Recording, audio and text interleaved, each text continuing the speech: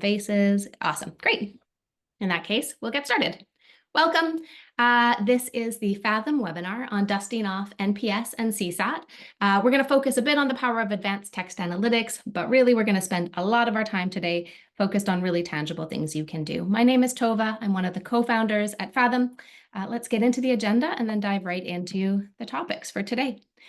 So agenda, really today's going to be focused on your roadmap to insight from NPS and CSAT that are enabled with advanced text analytics tweaks to the design that you can do. We're going to start with an intro. That's what we're doing right now, who we are and what we are talking about.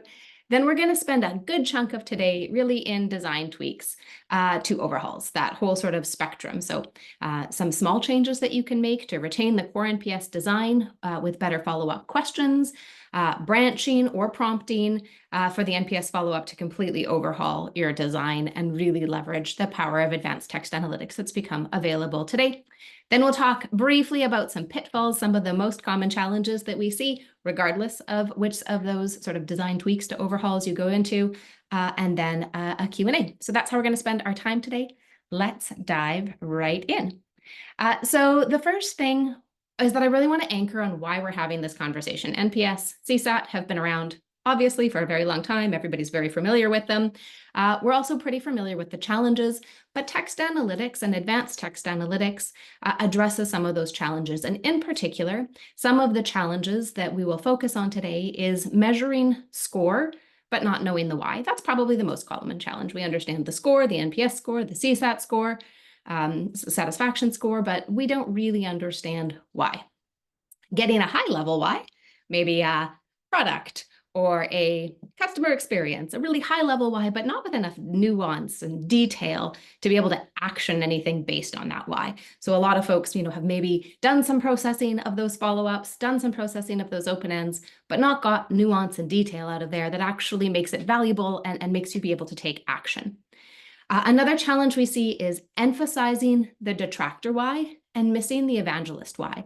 So understanding maybe the pain points and the challenges that come up when we ask why that score, why are you likely or not likely to recommend, but really missing the opportunity for evangelist bright spots, the things people love about our products, the things we should be building on and talking about, and not seeing those as much showing up.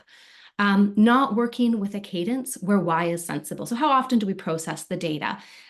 Obviously, trends in open-ended data show up on a different kind of cadence than trends in closed-ended data. So that's another challenge that we'll talk about today. And then not being able to go from scores to drivers with any confidence. Obviously, the reason we're asking any of this is to be able to make informed decisions about how we should spend our energy as an organization or how our clients should be spending their energy as organizations. And so needing to be able to make really, really clear, concrete, confident analysis between score and the drivers behind those score in order to make those recommendations. So those are some of the challenges that we see with NPS and CSAT, and some of the ways that a couple of design changes can enable us to leverage text analytics in order to address those, are that we get to really clear why that is driving those scores through a much better analysis of open ends, but also through richer responses in the open ends. That gives us the nuance and detail to be able to both understand and to act. It's going to give us clarity into challenges, but also into those value drivers. And both pieces of that really, really important. It also sets us up to be able to move through iteration and analysis on timelines that align with strategic cycles. And I'll talk a little bit more about what I mean as we get into it. I know that sounds a little hand-wavy right now. And then it gives us the accuracy that enables statistical confidence. And again, I'll show you where that's coming from and what I mean. The principles that we're going to talk to today apply equally to relational NPS or CSAT and to transactional NPS and CSAT. And so just sort of taking one level away from the jargon, they apply equally to asking about a specific experience, a specific product, and to a organization as a whole, a product category as a whole. The principles are going to be the same. I'm going to focus today mostly on relational NPS. But again, these principles apply to NPS and to CSAT. They apply to relational and to transactional. And the learnings that we're going to talk about, they draw from our experience at Fathom. The trends that we're seeing in the data that people are processing, lots and lots of data, and this is a really common use case. So a lot of the trends that we're seeing, and then our own experience as researchers. Both Micaiah and I have more than a decade as market researchers and have spent a lot of time doing this with a focus on getting the most value possible out of open-ended data throughout our careers. And so drawing from both of those things as we talk about this. I will reference Fathom a little bit. That's where we're coming from. And Fathom is a platform to understand people through the power of advanced text analytics.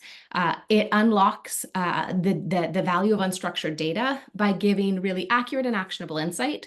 And the way that it does that is with a human-in-the-loop text analytics, and I can't speak today, text analytics approach. We'll come back to this at the end, but that obviously enables teams to save time and resources, to gain a really deep understanding into key segments, key audiences, to get customized and nuanced insights, and also to be able to drive decision-making with that confidence and with that rigor that's necessary in order to take action. We have analyzed now more than 30 million open-ended responses, working with both brands and with agencies and consultancies, and really enjoy that work of being able to help teams unlock more value from their open-ended data and make really sort of net new insights possible with the kind of rigor and quality that we bring. All right, so we're going to talk about the first piece, tweaking design to get more value without changing much in your NPS. So I think one of the things that is a reality is that NPS and CSAT are very baked into organizational culture, and making big changes might not be on the table for everybody, but there's a lot of value that you can unlock with some really small changes. So I'm going to take a second and just sort of like land us on this slide. Let's imagine that we have a question. How likely is it that you would recommend Organization X to a friend or colleague? Hopefully that looks very familiar since you're at this webinar. A couple of follow-up structures that are pretty sort of standard, traditional, we see them regularly, are things like, do you have any additional comments? Or please tell us why you gave that score. Both of those can be improved with just a couple of tweaks, and the things that we're tweaking for is focus. So instead of, do you have any additional comments? Really, really open-ended. And actually, if you think about it, there's a really simple answer for that. It's kind of a closed-ended question. No. Do you have any additional comments? No. Instead, what should we improve? Please tell us why you gave that score. We can bring even more focus to that. What is the primary reason for your score? What is the driver? We're not going to use that language of your score. So really simple tweaks to exactly your existing structure that's going to drastically improve the quality of response. And when you layer that with advanced text analytics, the quality of insight. So for example, on the left-hand side, we have a distribution of responses from, do you have any additional comments? And we can see that about 55% of people had some version of no. NA, none, nothing, no comment, no feedback. And then we have a really small distribution of pretty high-level topics. I need more guidance or training. I'm having a challenge with customer support. The advanced features are too complex, or I'm overall satisfied. This probably looks pretty familiar. You've seen things that look like this. On the right-hand side, the exact same sort of structure, but we say instead, what is the primary reason for your score? And when we do that, now we've got, 8 or 10 themes with a lot of detail. The most cited now is around advanced features being difficult to learn. That was showing up in there, complex advanced features on the left-hand side, but it was way down there buried at like 10% of respondents, kind of a tiny little segment. Now we see that's the most cited reason when we say, what is the primary reason for your score? And then we have that same level of clarity in the themes that follow. Customer service response time, hours and evening support limitations, complex feature usability, no feedback still in there, self-service resources, productivity gains. We see a lot of detail and nuance already starting to show up just from that one change. Once we have that data really accurately coded with those binary themes applied and with multi-coding applied to absolutely every response, so we have that nice rich response set because we asked a nice rich question, Then we can segment. And in this case, what we've done is segmented by detractor, neutral, and evangelist, the exact responses that we were just looking at.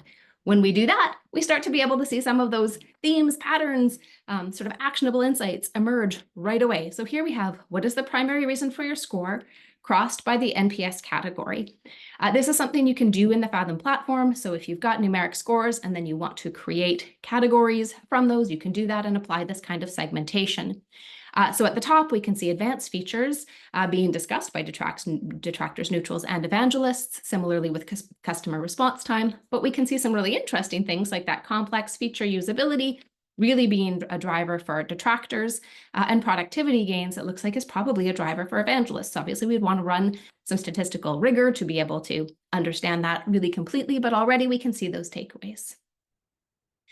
There is sort of one drawback at this stage with this sort of simple tweak with your existing structure, and that's that it leaves a little bit of muddiness within your themes. What I mean by muddiness is, we'll just use the sort of first theme there as an example, advanced features learning difficulty.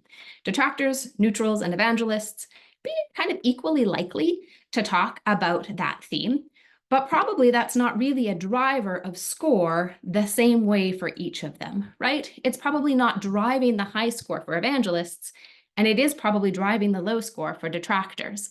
So there's a little disambiguation, a little muddiness in that. Similarly, productivity gains and advanced features learning difficulty are the sort of two most cited themes by your evangelists, but we can assume that productivity gains is probably driving the 9 points, and the advanced featured learning difficulty isn't driving that, it's probably detracting that 1 point. But there isn't clarity in which piece you're asking for, and so those things get a little muddied up together. That makes it a little bit more challenging to run some of the more advanced statistical on it, though I think, you can bring that human judgment, have a look at this, be able to make a really sensible story, and also obviously go right into those raw responses in the platform to be able to make sense of that and validate that story for yourself. Make sure you really understand what's going on.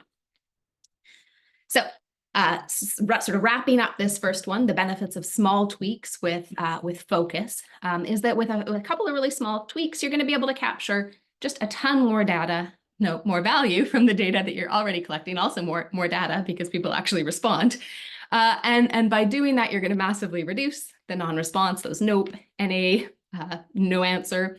You're going to get specific feedback on the follow-up that is really focused on the thing you care most about. You bring that focus, that strategic clarity to that follow-up question. And you're going to enable segmentation because now you've got robust samples and you've got good thematic coding. And so you can start to do that advanced segmentation and get into some of that. Okay, number 2. Now we're going to talk about updating the design using logic to get a lot more value, just changing a little. So again, sort of anchoring along a spectrum of change and recognizing that different organizations have different amounts of sort of rigidity or sort of built-in attachment to their current NPS or CSAT structure. And so here we're making a little bit more change. We're going to bring logic in to get a lot more value, just changing a little bit. Again, a lot going on this slide, so let me anchor us. We're still looking at that same question. How likely is it that you would recommend organization X to a friend or colleague? Again, reminding the principles we're talking to can apply equally to transactional NPS and can apply equally to CSAT. I'm just using that same question just to give us a grounding throughout the principles we're talking through. So a single follow-up, exactly what we just looked at. What is the primary score reason for your score? That would be sort of the results we just looked at. Instead, we could follow up with branch logic. So for evangelists, what do you value most about our product or services? Leaning into those bright spots, leaning into the things that make them evangelists. For a neutral, what's the most important thing we could change to improve your experience? So again, getting really into the specifics, the focus, the most important thing, and the thing we care most about to improve. And for a detractor, really recognizing their experience. What specifically went wrong that we could improve in the future? Kind of similar to the neutral, but also giving more focus and more sort of acceptance of where they're at. What went wrong that we could improve for the future. Lots of different versions of branch logic that you could use there, lots of different questions. Those are examples. to help us anchor and see the value of this approach. When we do that, we get even more nuance and detail, so much more nuance and detail. So looking at that detractor follow-up, please tell us more about what went wrong that we could improve on. Now we have 4 high-level themes. Those are the dark green bars around what went wrong specifically. So the customer support was lacking. 92% of people have our detractors talking about that. It's too complicated for me, 66% of people. Not enough training, 46% of people. And value for money concerns, not worth it, I guess, 14% of people. And then underneath of those, now we've got sub-themes. We've got specific, much more actionable levels of detail sitting underneath of those topics. So customer support lacking, underneath of that, we can see 24/7 customer support availability. So people looking for off hours. Faster support when I need it. So, 32% of people talking about I'm not getting it fast enough. 54% of people talking about the hours that customer support is available don't line up with what I need in particular. Another 18% saying I don't work a normal 9 to 5. So really not working for me. The chat functionality, and then language and time zone barriers. I've pulled a couple of exemplars on the right-hand side to help bring that to life for us a little bit more, but you can start to see the way that this connects to really actionable recommendations within the organization to be able to drive change for detractors if that's what we want to focus on the most. For the neutrals, what's the most important thing to change to improve your experience? So this is going to really unlock that sort of structured topicality again. Now we're only seeing really 2 big categories: customer support improvements, training and support resources, a really tangible and actionable way to improve the experience. So, I need, again, more support, faster customer support, 24/7 availability. Interesting here, 14%. I think it was 54% on the other one. So we really see the difference between the neutrals and the detractors. That around the clock is really important for some segments. We probably want to understand who more. We can dive into that in the platform. And then training and support resources, more training after onboarding, self-guided resources, some really clear sort of clarity around the kinds of support that folks are looking for. And now we hop into the evangelists. What do you value most about our products and services? This looks really, really different because we're asking a really different question. So now we've got 5 high-level themes. The first is the versatility. So the versatility of the tool and the power of the tool.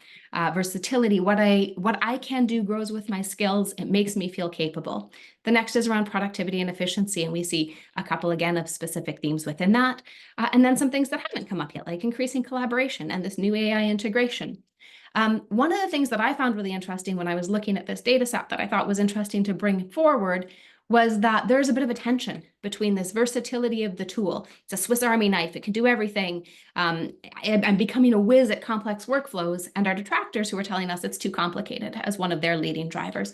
We're starting to be able to really disambiguate those two things, untangle them from one another, and be able to start to make sort of those strategic trade-offs with this information. It also sets us up to be able to do really detailed reporting. I am not going to dive into this, but I just wanted to be able to show you, and I'll send the slides out afterwards, the kind of really detailed reporting that can happen with that sort of anchored nuance, with numeric values, with percentages and distributions built right in. And you can pull that directly out of the platform and into anything that you need to create for presentations moving forward. And so that's the kind of detail that's often needed within organizations to be able to drive decision-making, to be able to take action quickly, pull those things quickly, and align with sort of quantitative reporting cycles and quantitative decision-making cycles. So a lot of value that comes out of that additional level of detail. So with the adoption of logic, you've got the foundation for analyzing drivers. We were talking about that. And you can do that by combining with other behavioral data. So we didn't get into that here. We are having another whole webinar about analyzing drivers based on open-ended data. But sort of a preview of that, you can start to combine this level of really detailed, nuanced, and accurate coding, binary coding with those thematic coding with other behavioral data that you have that you would like to drive, things like expansion or renewal, or that your clients would like to drive. And that starts to become unlocked with this level of nuance and detail. You also got more depth into the segments with questions that are really specific to their experience. That's obviously going to provide a better customer experience. Those follow-ups align with their initial response. It really feels like you're responding to them, like you're recognizing where they're at and meeting them there. And then it also embraces agile testing and learning in targeted ways. You can change a follow-up for a segment in order to go deeper into a hypothesis without having to change absolutely everything. So it gives you a little bit more agility to be able to move in really nimble ways and follow the insight, follow the curiosity. All right. Now we're getting into sort of stage 3. We talked about really small tweaks, just change the question a little bit, unlocking value, a little bit more, changing the design with the logic. And now we're talking about overhauling design. So prompt-based follow-ups to dive deeper into respondent experience. This one is going to get a little bit, I know this is sort of exciting for everybody, new territory, and I'm going to talk a little bit more in principle. I figured the other two, we've all kind of got our arms around them. Here is really a little bit like, how do we do this? So when we're talking about this, about probing in order to have dynamic and conversational follow-ups. And that means we're using surveys that use AI to dynamically generate the follow-up prompts based on the previous answer. Obviously, the upside of this, you get dynamic prompting at a really, truly large scale. That means you've got just a ton of breadth. You're going to be able to ask about so much stuff. The con of that is that you've got very low consistency, and that makes it pretty hard to analyze deeply at scale. You've gone with breadth, and so that makes the depth and scale quite challenging unless you've done a really good job in pre-planning design in order to constrain that in helpful ways. And that's kind of what we're going to talk about today, is that semi-structured, semi-constrained version. What does that mean? So sort of the same structure here. We're looking at that same question. How likely is it that you would recommend organization X to a friend or colleague? On the left-hand side, we've got the branch logic. That's exactly what we just looked at. So you had those 3 follow-ups. Everybody gets served one of those 3 follow-ups. If we go with a semi-constrained prompt, now what we're doing is instead needing to prompt an AI to be able to help us achieve our goals. So we need to tell it what matters in the follow-ups. What do we actually care about? And what we care about is we would like you, AI, to generate questions, ask a follow-up question that explores the why. The respondent values the specific features or service or benefit that they mentioned. And then we need to tell it more in order to keep it constrained. The focus should be on understanding why this aspect is valuable, what benefits or outcomes it delivers, and how it helps them in their work or personal context. So we've given it sort of 3 areas to focus in. We're also going to say, do not ask about other features they may like or dislike. So let's not bring in competitive dynamics unless you want that, in which case let's talk about how to make sense of that. Don't ask about competitors. Don't ask about areas of dissatisfaction, other areas of dissatisfaction. And then we're going to tell it even more about its goal. Your goal is to ask questions that feel natural to the respondent and that can be analyzed as a single response set that answers the question, why does the respondent value this product most? What benefits does it provide? How does it help them? What pain points does it address? So we're giving a lot of guidance around what the goal is of the questions. That means now we can unlock the probing to dig into those things with confidence that we're going to be able to pull that back together into a cohesive data set that helps us to answer a question. What might that look like? So we have, what do you value most about our product, plus a dynamic prompt.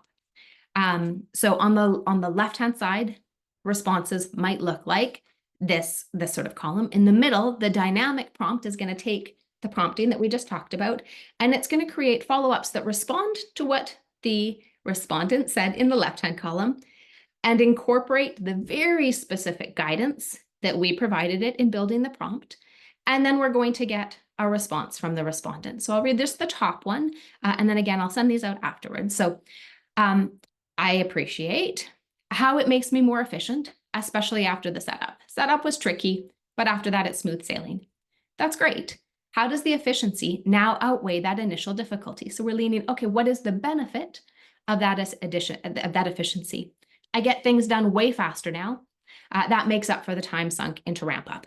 Great. We've got more clarity about what specifically is going on for them. And we see that across the sort of the rest of the prompts here. And you can imagine this at much greater scale.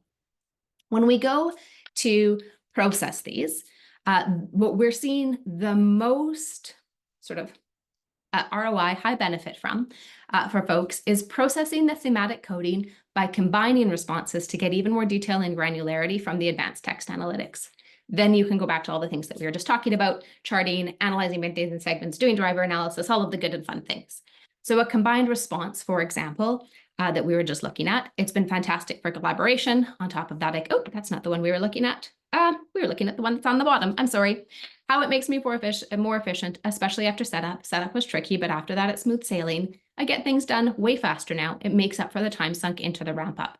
So you can see there that that actually all holds together as kind of a story about the person. Even though we've taken the prompt out, we can dive into the text analysis and make sense of that as one combined response that's going to make a lot of sense and hold together.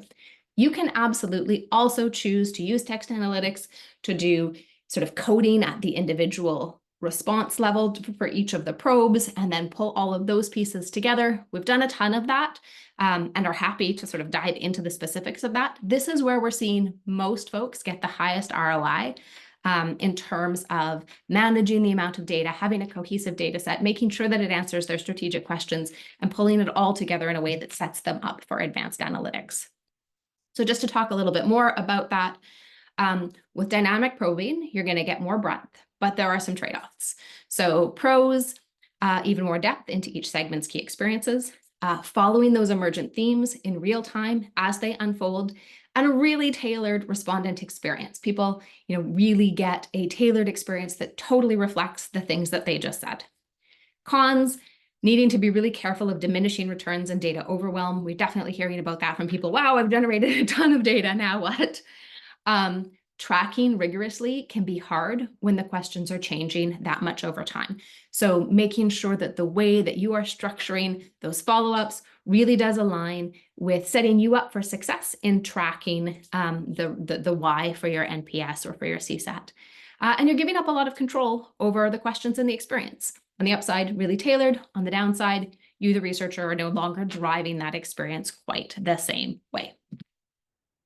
All right, so those are the three different design sort of tweak to overhaul, the spectrum of design changes, all of which are going to unlock much richer responses in your open-end follow-ups to NPS or CSAT, transactional or relational, and set you up to be able to use things like advanced text analytics to perform really rigorous analysis on that data and get to really actionable insights really quickly and efficiently.